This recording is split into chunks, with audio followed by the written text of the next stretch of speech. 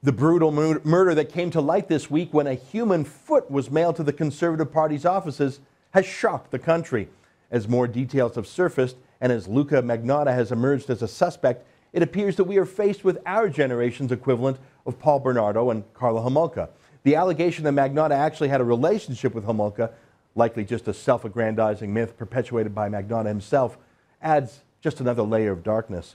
Because unlike Bernardo and Homolka, the murderer here wants the whole world to know and see everything.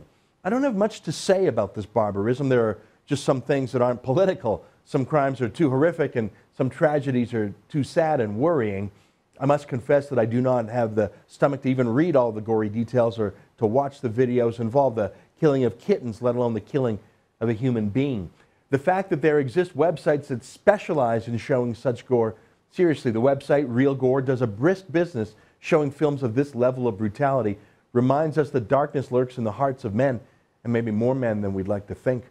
I do have three things to say besides the obvious: that I hope the murderer is captured quickly and that he doesn't hurt anyone ever again.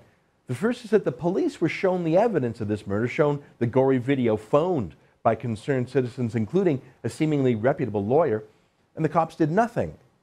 And the prime suspect, Magnotta, was well known to police. He's a convicted criminal and seemed to leave a trail of trouble in his wake. Why did the police miss this? Why did it take the murderer's own publicity stunt to put this case on their to-do list? I don't know why. Police are just human and humans make mistakes, but this isn't a trivial oversight. I'd like an audit of how various police handled this case.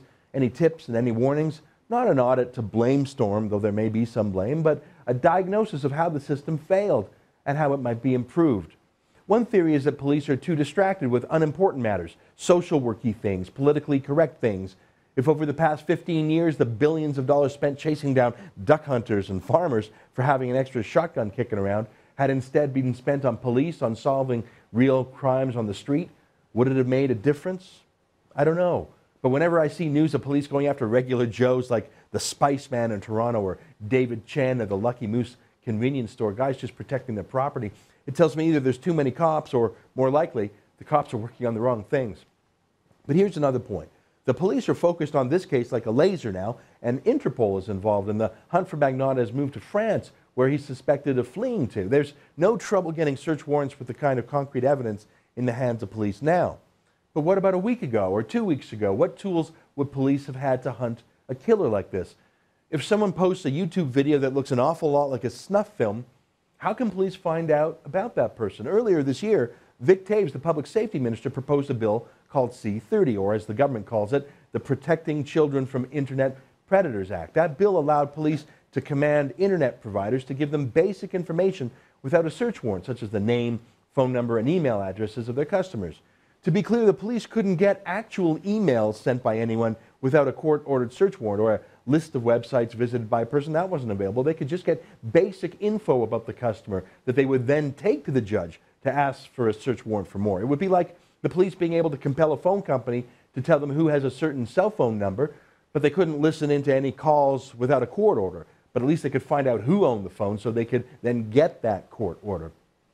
Well, I don't need to remind you of the national freak out when Taves presented that bill in Parliament. The Liberals went to the most extreme lengths. They even dug up personal details about Taves' own family and posted them online on Twitter in an attempt to show what an invasion of privacy looked like when abused. Of course, the bill wouldn't have let police find out any truly private information without a search warrant, just things like a name, phone number, and email address. Now, that bill has quietly been withdrawn.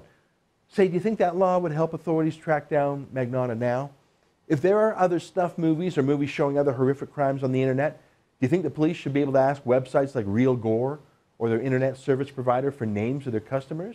Now, I'm all for civil liberties and privacy, but maybe this murder puts things in a bit of perspective. My last point's the most obvious. Let's say the police catch this man. I think they will.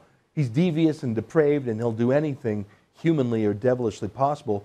On one of his Facebook pages, he says he likes a book about how to simply disappear in the modern world. And so far he's done so, but I think that the combined talent and experience and investigative tools of 100 police here and in France will outsmart this guy, and I think he'll be caught. I think he will want to be caught alive because I think he wants the celebrity and fame and to be the center of attention as long as he can. So what if we catch him and put him on trial and get a conviction? What then? Then it gets a little bit political, doesn't it? Because if Magnotta is convicted, well, no judge would dare hand out less than the maximum sentence, life in prison. But Magnotta is just 29. And in Canada, life in prison does not actually mean life in prison. At most, it means 25 years in prison. So Magnotta, even if he served every minute of his sentence, would be out by 54. Life expectancy in Canada is 81. Like with other shocking murderers and mass murderers, like Paul Bernardo and the late Clifford Olson, even our Liberal parole board is not so stupid to give them parole. But that's just a PR decision on their part, not to get in the way of the freight train of public opinion in celebrity cases like these. But when the public isn't watching, that is, in 99% of cases, parole is practically automatic. And it's early and liberal and light. I remember my very first visit to criminal court as a law student. I was stunned when a young man who was a babysitter was sentenced to just 6 months for sexually assaulting a child in his care. And my shock was compounded to know he'd be out on day parole in 30 days. 30 days for sexually assaulting a child. I couldn't believe it. I thought I had just witnessed a scandal in action. But I learned very quickly that's actually called normal. That happens every day. Now, we like to pretend that we're a safe country, but actually our rate of violent crime is higher in Canada than in the United States. Did you know that?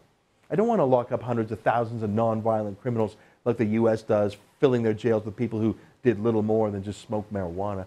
Again, that's a misplaced police priority. I want police focused on real crimes, not political projects like gun registries. I want a police force with the tools to track down cyber criminals like Magnotta is suspected of being. And I want a justice system where life in prison means life in prison till the criminal dies, not 25 years or less. We all care about crimes once in a while, but not long enough to actually fix it, do we? Despite the national shock and rage in this case, I predict that a year from now, Canada will still have a soft on crime parole board, letting criminals go free under an allegedly conservative government.